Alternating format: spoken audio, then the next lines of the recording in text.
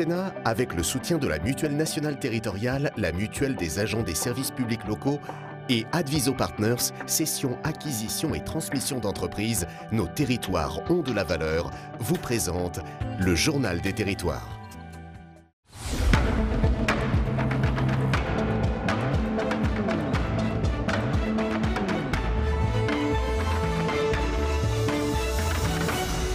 Bonjour à tous et bienvenue dans notre édition en 3 parties. Dans un instant, c'est le JT des territoires que je vais vous présenter, puis territoire d'info avec l'invité politique aujourd'hui sur ce plateau. En direct, c'est Jean-Baptiste Lemoyne qui est secrétaire d'État auprès du ministre de l'Europe et des Affaires étrangères. Tout à l'heure dans territoire d'info donc. Et puis territoire Sénat avec l'actualité parlementaire au Sénat en 3e partie de cette édition.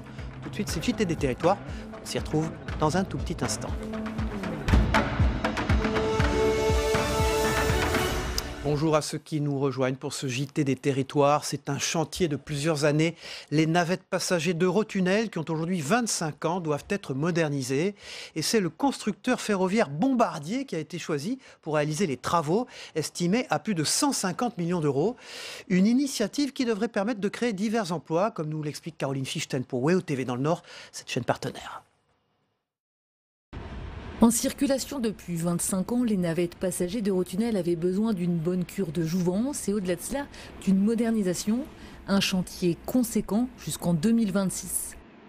Au-delà de la maintenance récurrente qui est faite évidemment régulièrement, là il y a une nécessité vraiment de faire un travail de fond, soit pour des raisons esthétiques, soit pour des raisons vraiment d'obsolescence technologique des équipements qui sont installés à l'intérieur des navettes. On a effectivement déterminer qu'un certain nombre de critères, d'exigences de nos clients, je pense à la climatisation, je pense à la Wi-Fi, je pense à l'éclairage, toutes choses qui paraissent simples, tout cela nous allons le moderniser et même j'allais dire on va anticiper ce qui sera demandé dans les 25 prochaines années. Pour réaliser la modernisation des navettes, Eurotunnel travaille avec Bombardier, un chantier à 150 millions d'euros avec à la clé 150 emplois à Crespin dans le Valenciennois, mais aussi dans le Calaisis. C'est un certain nombre de gens qu'il faut recruter, qu'il faut former pendant les années à venir. Donc c'est un chantier qui va s'étaler sur 7 ans, avec 2 ans de développement au niveau des bureaux d'études, qui vont se réaliser en partie à Crespin dans le Valenciennois, mais aussi une partie ici sur le site. Et puis le deuxième enjeu derrière, c'est effectivement de monter en puissance avec les opérateurs, que nous allons donc recruter pour une partie d'entre eux. Des sous-traitants interviendront également sur ces 9 navettes, longues chacune de 800 mètres. Dernier défi, faire en sorte que le chantier ne perturbe pas le trafic. Chaque année, plus de 2,5 millions de voitures empruntent les navettes d'Eurotunnel. On reste avec WEO dans le Nord, on part dans la Somme avec l'arrivée annoncée de l'industriel Del Monte dans le sud-ouest de la Somme, à Croixau. 27 agriculteurs ont décidé de prendre leur destin en main en s'associant pour produire des légumes de plein champ. La volonté pour ces agriculteurs est de se diversifier, de répondre à la demande croissante de produits Origine France et de mener un projet collectif. Adélaïne Bollert pour WEO TV. C'est bientôt la fin de saison pour la récolte de ces poireaux, mais c'est le début d'une belle histoire collective qui s'écrit depuis 1 an. Dans la Somme, près de Poix de Picardie, 27 agriculteurs se sont associés pour produire des légumes en plein champ et ont ainsi créé une SICA, Société d'intérêt collectif agricole, en avril 2018. Depuis, 40 hectares de poireaux, 12 de choux et 7 de céleri ont été plantés. Et les agriculteurs associés contrôlent ici entièrement le processus, de la plantation à l'arrachage en passant par le conditionnement. Un travail mutualisé et partagé avec pour objectif un intérêt commun. Travailler à plusieurs, ça donne vraiment une dynamique, une envie d'avancer après quelques années enfermé dans sa ferme. Pour mon cas particulier, j'ai arrêté l'élevage laitier il y a 2 ans maintenant. Donc c'est aussi se redonner une nouvelle activité. On a encore plein de projets. Cette année, on a commencé avec du poireau, des choux, des céleris. Peut-être cet été des courgettes. Et on a encore plein de projets pour l'avenir. Je trouve que c'est vraiment une belle réussite. Une première année réussie et la suivante est déjà lancée. Les poireaux cuvée 2019 sont en train d'être plantés. La surface concernée a été augmentée pour ce légume peu gourmand en eau et qui s'adapte parfaitement aux terres riches de la Somme. Une nouvelle culture et un nouveau challenge pour ces agriculteurs qui partagent ainsi les risques et les réussites. Il n'y a pas que le matériel qui est mutualisé, il y a la production, les prix, Et en fin de compte, chacun, à la fin de la saison, touchera la même somme. Dans un contexte économique compliqué, ces agriculteurs ont ainsi fait le choix de s'organiser pour tout maîtriser ou presque. La SIC à somme de saveur est une opportunité aussi pour les producteurs de se diversifier et créer une valeur ajoutée ensemble. Aller plus loin, c'est augmenter encore les surfaces dédiées à la production de légumes, développer le bio et la construction d'un bâtiment sur la zone d'activité de Croixeau, accompagné toujours par la communauté de communes Somme Sud-Ouest. Une pépinière d'entreprise a été inaugurée au printemps à Saint-Thibéry, installée dans une ancienne grange rénovée. 400 m² de bureaux et un espace de coworking sont prêts pour accueillir les futurs entrepreneurs. La qualité de vie d'un territoire où il fait bon vivre, une connexion puissante sont les arguments pour convaincre les entrepreneurs de cette région. Coût total de l'opération, plus de 500 000 €. Une seconde pépinière d'entreprise ultra connectée est en construction dans cette petite ville de moins de 3000 habitants. Anaïs Tourès pour Via Occitanie s'y est rendue. Ces deux infirmiers viennent de s'installer dans cette nouvelle pépinière d'entreprise appelée Gigamed. Un bureau, une connexion Internet, le lieu parfait pour travailler sur le lancement de leur application. Moi je suis professionnel de santé, je n'ai pas l'habitude de tout ce monde de l'entreprise et la pépinière, elle le propose. Elle va nous accompagner au niveau juridique, au niveau comptable, toutes ces mises en place-là qui m'échappent un peu, quoi. Car c'est bien là la spécificité de Gigamed. Ces chefs d'entreprise qui sont des passionnés de leur métier vont être les mentors des start-upers et leur apporter leur soutien dans leur développement. Sous le toit de cette ancienne grange rénovée, 400 m² de bureaux et un espace de coworking prêt à accueillir les futurs start-upers. Le tout à Saint-Thibéry, une petite ville de moins de 3000 habitants. L'innovation, ça passe aussi par le fait de redonner à nos villes et villages de l'attractivité. Et quelque part, on se rend compte que finalement, les loyers sont très peu chers. Quelqu'un qui va acheter une maison ici, il le trouvera sans problème. Et en même temps, il n'aura pas de difficulté à se déplacer. La qualité de vie d'un territoire où il fait bon vivre en traitant de taux et mer Méditerranée n'est pas le seul argument pour convaincre les entrepreneurs. On s'est fait une liste à l'après-vert et on s'est dit mais qu'est-ce qu'il faudrait finalement pour un entrepreneur pour venir entreprendre ici sur notre territoire. Et on a dit des choses complètement dingues. On a dit on voudrait la fibre la plus puissante possible et la moins chère possible. C'est fait, 1 gigabit à 150 € par mois. On a dit on voudrait des bâtiments qui soient rénovés avec du cachet, mais également avec des outils extrêmement modernes. C'est exactement ce qui se passe aujourd'hui. Coût total de l'opération, 500 000 €. Une seconde pépinière d'entreprise est en construction. Elle sera inaugurée d'ici la fin d'année. Voilà, de l'Occitanie à la Provence, depuis 3 ans, au Pois Chiche, c'est le nom d'une épicerie ambulante, sillonne les routes du Pays d'Aix. Son originalité, elle ne propose que des produits en vrac, une façon de limiter les déchets et le gaspillage alimentaire. Sur place, un reportage de Provence Azur TV, regardez. Une épicerie ambulante qui ne propose que du vrac. Voilà le concept du Pois Chiche. Presque 3 ans que ce camion sillonne chaque jour les routes du Pays d'Aix. Direction des AMAP, des pieds d'entreprise ou comme ce jour-là le marché d'Aiguille. Avis aux clients, vous êtes priés d'amener bocaux et récipients. Je compostais, je faisais des choses à la maison et j'essaie de franchir, je dis bien j'essaie parce que je suis au stade débutant, franchir le stade où on utilise moins d'emballage. C'est une question de penser à prendre ses petits sacs, à la maison être organisée. Sur les étalages, des produits de première nécessité. Des pâtes, des lentilles, de la moutarde, des petits gâteaux, des produits d'hygiène ou d'entretien. S'approvisionner local, sans emballage, si possible bio, et tout faire rentrer dans 10 m². Un beau défi que Lauriane, la propriétaire, relève volontiers. Les produits sont assez variés et j'essaie d'être assez complet pour justement parce que si on veut se lancer dans une démarche zéro déchet, si on veut réduire ses emballages, si on veut changer sa façon de consommer, il faut qu'on puisse trouver quasiment tout, ou la majorité en tout cas, au moins l'essentiel au même endroit. Parce que si on doit parcourir des kilomètres, on se fatigue, on ne le fait pas. Donc c'est aussi ça qui a poussé la création pour moi du camion. Une vie zéro déchet, c'est le quotidien de Lauriane depuis de nombreuses années. Maman de 2 enfants, cette Vauclusienne d'origine a débuté sa démarche par des couches lavables avant de transformer sa vie et d'en faire son métier. Avec le Pois Chiche, elle a convaincu plusieurs centaines de consommateurs. L'avantage du vrac, c'est vraiment de choisir la quantité dont on a besoin pour ses recettes, pour son nettoyage, encore une fois, tout ça. Et on fait aussi des économies sur le long terme. Alors, parce qu'on revoit sa façon de consommer, on favorise aussi une économie de proximité. Moi, je trouve que c'est quand même quelque chose aussi de très, très important, quoi. C'est pas, j'achète pas en vrac ou je vends pas en vrac que pour du vrac, quoi. Je veux dire, voilà, c'est une démarche globale. Avec 349 kilos d'ordures ménagères par an, chaque habitant du pays d'Aix produit 33% de plus de déchets qu'un Français moyen. Et vous, seriez-vous prêt à passer au vrac pour réduire les déchets et le gaspillage? Allez, chiche! Pour finir ce JT, vous avez peut-être entendu parler déjà de l'e-sport qui, depuis quelques années, a le vent en poupe.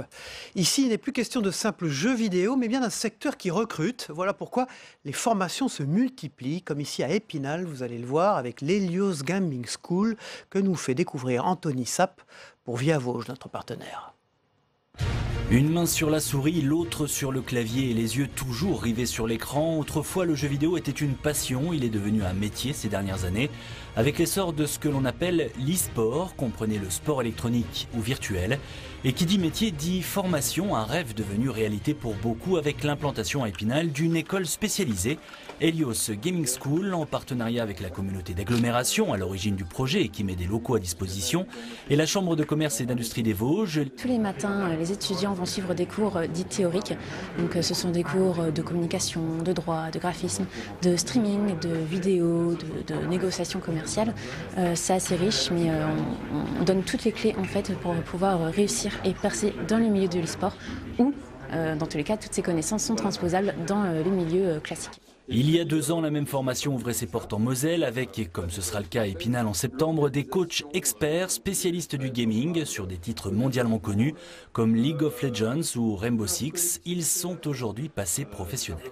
Je me suis essayé aux jeux vidéo puisque j'avais atteint un certain niveau et à 21 ans je me suis dit j'ai vraiment atteint un bon niveau, maintenant je me lance et donc en même temps que je continue mes études en parallèle, je suis parti dans le monde de l'e-sport où je me suis développé en tant que joueur et donc j'ai eu l'occasion de rentrer à l'Hélios Gaming School en tant que coach puisque j'avais à la fois des connaissances pédagogiques avec ma licence et une expérience de joueur et donc des connaissances théoriques. Pour le moment, la Gaming School spinalienne a déjà validé 6 candidatures. Il reste donc une vingtaine de places à prendre, sachant tout de même que la formation coûte près de 8 000 €. Comme c'est cher, pourquoi pas demander des aides à la région Grand Est ou à faire un prêt ou à travailler plus les week-ends. Le jeu vidéo prend donc ses quartiers dans la Cité des Images. D'ailleurs, Épinal accueillera une grande compétition de gaming en novembre. On poursuit avec les titres de la presse quotidienne régionale dans un instant, puis le club de la presse. Luc Laventure, Guillaume Doyen. A tout de suite. Bonjour Saveria, on démarre revue d'actualité de la une de la presse quotidienne régionale avec l'Alsace. Pour commencer, un des journaux du groupe EBRA, des centaines d'emplois supprimés à Belfort. On entend beaucoup parler ce matin. À Belfort, c'est la douche froide. General Electric va supprimer plus de 1000 emplois. C'est un quart des effectifs du groupe américain dans le département et la moitié de ceux de l'activité turbine à gaz. Pour certains syndicalistes, une telle hémorragie est même un premier pas vers la fermeture totale de cette activité pour l'agglomération et le département. Ce plan social massif est un coup dur. Quelques 3000 emplois directs et indirects sont menacés dans le département, a confirmé hier le ministre de l'économie Bruno Le Maire. Et puis autre entreprise pour laquelle ça sent le roussi, c'est le cas de le dire, dans le courrier Picard. La reprise du site Whirlpool d'Amiens tourne au fiasco faute de trésorerie. La société qui avait repris l'année dernière l'usine, après sa fermeture, va être placée en redressement judiciaire. Au centre du projet du site industriel Picard figurait notamment la fabrication de casiers réfrigérés connectés pour se faire livrer ses courses. Après l'annonce en janvier 2017 de la fermeture de l'usine par Whirlpool, la lutte des salariés était devenue le symbole des délocalisations industrielles. Elle s'était même invitée dans la campagne présidentielle avec une passe d'armes entre Marine Le Pen et Emmanuel Macron lors de l'entre-deux-tours. À la une de la Dépêche du Midi, le grand journal d'Occitanie est sur le site internet. C'est une candidature pour Toulouse. Surprise. Et c'est Jean-Pierre Bel, l'ancien président socialiste du Sénat, qui déclarait être disponible pour les municipales de 2020 à Toulouse. Mais il prévient, la priorité du moment, c'est la définition d'un projet pour Toulouse et l'organisation d'un rassemblement autour de ce projet. Jean-Pierre Bel qui veut réunir les différentes familles de gauche et refuser les petits arrangements entre amis et encore plus les lots de consolation. Si l'on veut perpétuer ces pratiques, je le dis, je n'en serai pas. Et puis le déploiement de la 5G qui est prévu pour 2020 à la une de Ouest France, bientôt la 5G. Faut-il s'attendre à une nouvelle révolution avec l'arrivée de la 5G? Pas sûr, surtout si on réside en zone blanche. Le déploiement de la 5G est prévu en 2020. À la clé, une circulation des données accélérées et des progrès dans les objets connectés. La France donnera bien le coup d'envoi de la 5e génération de standards pour la téléphonie mobile comme prévu en 2020, a déclaré hier le président de l'ARCEP, Sébastien Soriano. L'arrivée de la 5G va permettre de nouveaux usages dans des domaines clés tels que la télémédecine ou le véhicule connecté. Alors, beaucoup de problèmes à prévoir avec les écologistes. Le Midi Libre titre Feu sur le loup. Dans la nuit de samedi à dimanche, un loup a été abattu dans le Gard. Il aura fallu 2 ans de traque pour trouver ce loup, responsable de la mort de près de 360 animaux. Parallèlement, on vient d'apprendre que la population des loups dépasse désormais 500 spécimens en France. Face à l'inquiétude des éleveurs, le gouvernement doit annoncer de nouvelles mesures, comme par exemple augmenter le quota de loups qu'un éleveur peut abattre en cas d'attaque. Le quota d'abattage a d'ailleurs été revu à la hausse fin 2018, passant de 43 à 51 loups par an. De belles guerres perspectives entre ceux qui ne sont pas d'accord dans cette affaire. Merci, ça va y à tout à l'heure pour l'actualité parlementaire au Sénat. Tout de suite, c'est le Club de la Presse. Luc Laventure, Guillaume Doyen sont avec nous.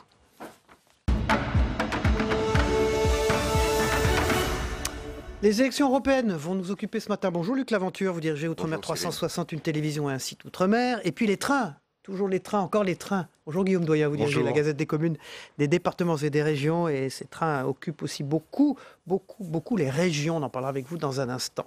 Avec ces TER, comme on dit. On passe aux élections européennes.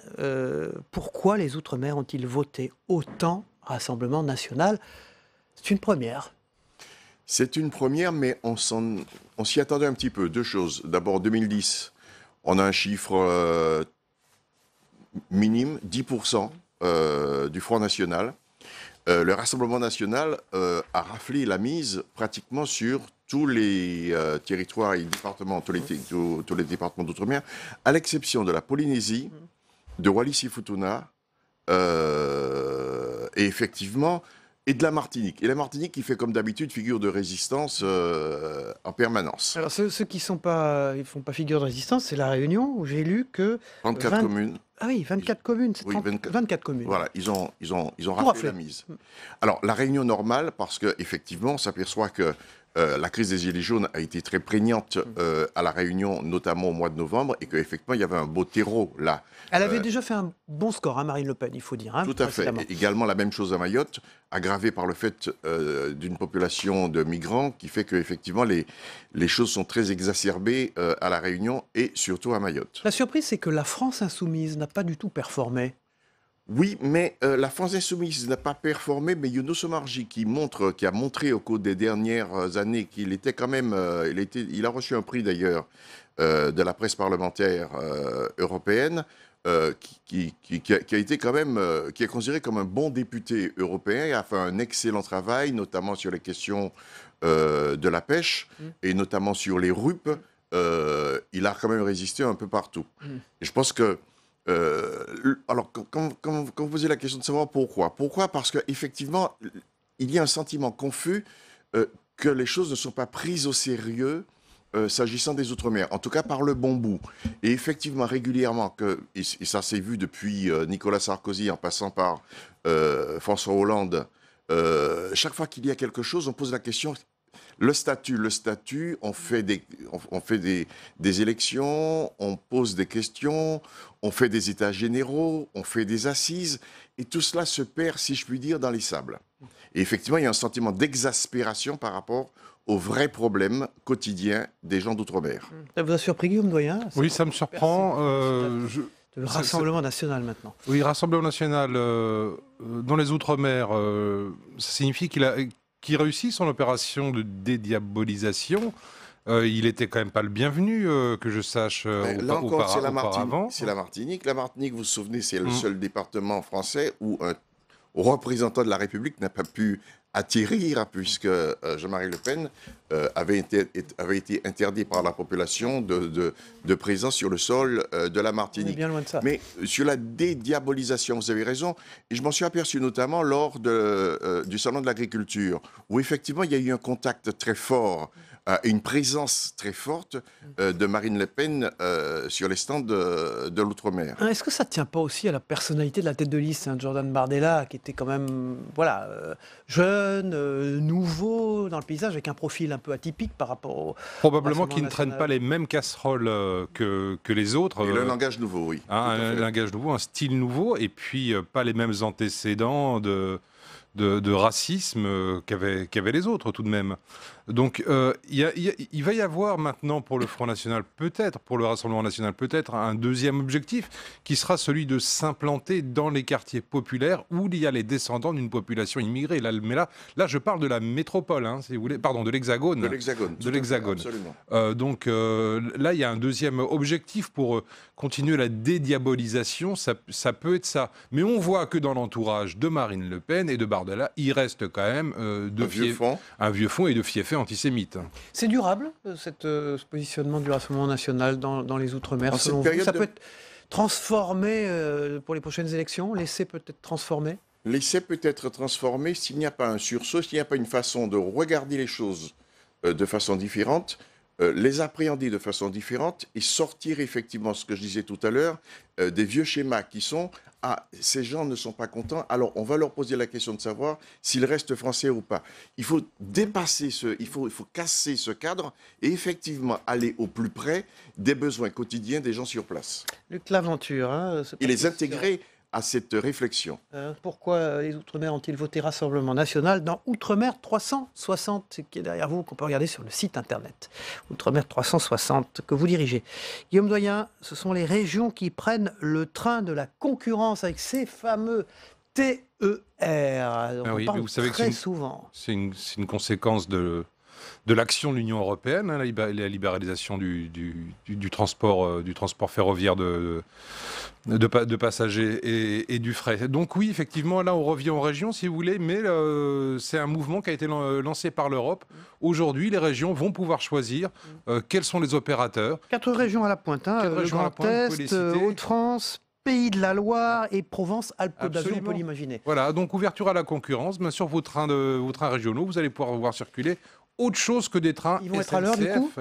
Alors, d'abord, c'est pas gentil. Non, mais parce que c'est pas gentil pour la SNCF. Non, mais dès qu'on reçoit des élus, par exemple de Provence-Alpes-Côte d'Azur, j'ai le souvenir sur ce plateau, ils disent que les trains ne sont jamais à l'heure. C'est le cas le pire. Ouais, alors là, vous parlez du pire des cas, qui est la PACA. Ouais. Ailleurs, c'est parfois... Grand Sud, il faut appeler. Le Sud. Alors, officiellement, c'est toujours PACA. Ils appellent Grand Sud, c'est du marketing. Oui, c'est le président de la région. Le président de la région, ici présent, veut qu'on appelle comme ça sa région. Moi, je dis ce que je veux. Élément de langage. Voilà. Ailleurs, non, mais ailleurs, il s'agit aussi, si vous voulez, de diversifier l'offre, éventuellement de faire varier les prix, éventuellement de la densifier, mais en réalité, il n'y a pas qu'un seul problème, si vous voulez, de wagons et d'opérateurs. Il y a aussi l'infrastructure qui a vieilli en France, qui n'a pas été entretenue. Faut bien voir ça.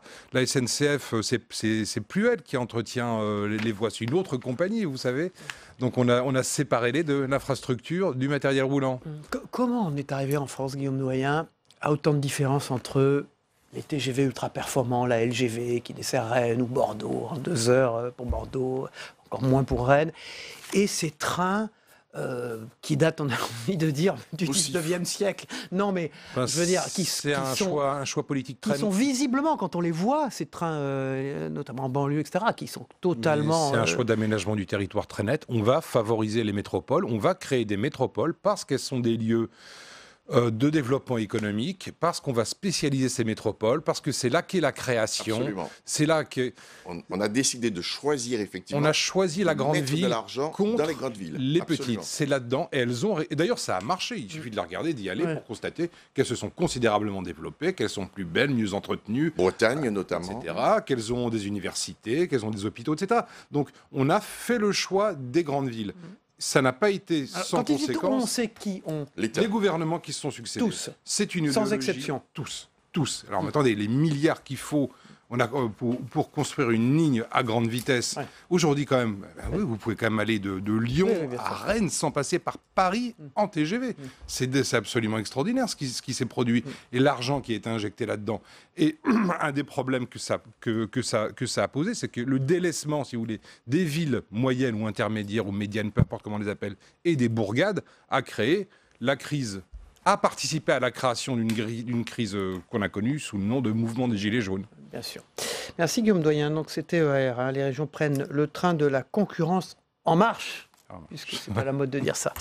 Et merci de votre présence sur ce plateau dans cette première partie. On vous retrouve pour la deuxième partie pour débriefer l'actualité et les propos de Jean-Baptiste Lemoyne, le secrétaire d'État auprès du ministre de l'Europe et des Affaires étrangères, qui est notre invité politique. Luc Laventure, vous restez aussi avec nous. Avec vous deux, messieurs, on va regarder la météo des territoires. Elle concerne aussi les Outre-mer, vous le savez. On va voir le temps qu'il y fait là-bas. En France, vous allez voir, ça s'améliore jusqu'à atteindre, vous verrez, presque les 30 degrés ce week-end. Voilà, on regarde la météo, on se retrouve après. À tout de suite. La météo vous est présentée par l'Assemblée des départements de France.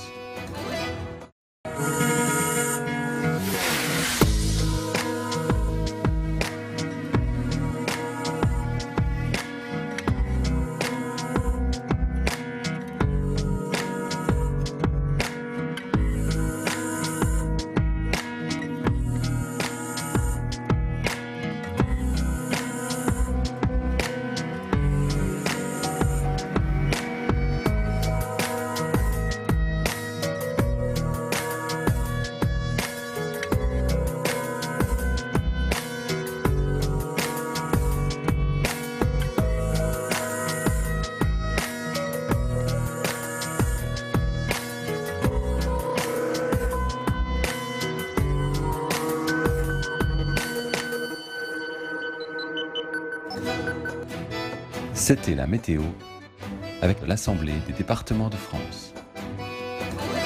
Voilà, dans un instant, c'est un secrétaire d'État, celui auprès du ministre de l'Europe et des Affaires étrangères, qui est notre invité politique, Jean-Baptiste Lemoyne.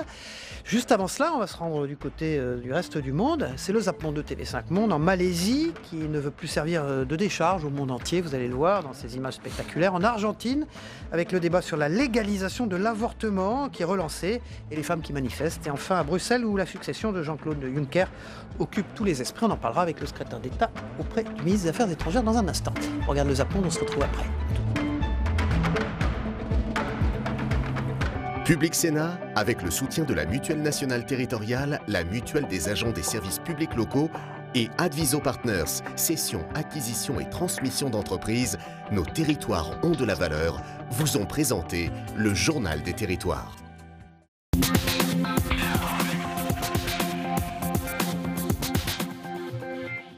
Retour à l'envoyeur. La Malaisie ne veut plus servir de décharge au monde. Et pour le faire comprendre, la ministre de l'Environnement est prête à mettre la main à la pâte. Dans une opération médiatique bien orchestrée, des conteneurs sont chargés à ras-bord de déchets en tout genre, des sacs plastiques, mais aussi des câbles électriques. Direction les pays développés. La Malaisie avait conclu un accord avec certains pays développés pour récupérer et traiter ces déchets. Mais devant le flux incontrôlable et souvent illégal, le pays a décidé de faire marche arrière, d'autant que la plupart de ces déchets arrivent contaminés. Nous sommes ici pour demander aux pays développés de revoir aussi leur gestion des déchets plastiques et d'arrêter d'envoyer leurs poubelles vers les pays en développement. S'ils les envoient vers la Malaisie, nous les leur retournerons sans pitié. Elles sont des dizaines de milliers de femmes rassemblées devant le congrès de Buenos Aires. Toutes arborent à bout de main ou autour du cou le foulard vert, le symbole du combat pour la légalisation de l'avortement. La seule chose que j'espère, c'est qu'ils votent bien en leur âme et conscience cette fois-ci. Qu'ils pensent à la vie des filles qui sont mortes d'un avortement secret dans des conditions inhumaines et qu'ils le légalisent enfin. En tout, c'est la 8e fois qu'un projet de loi pro-IVG est présenté. Déjà en juin 2018, elles pensaient avoir fait le plus dur. Le texte adopté au Parlement, elles avaient laissé exploser leur joie.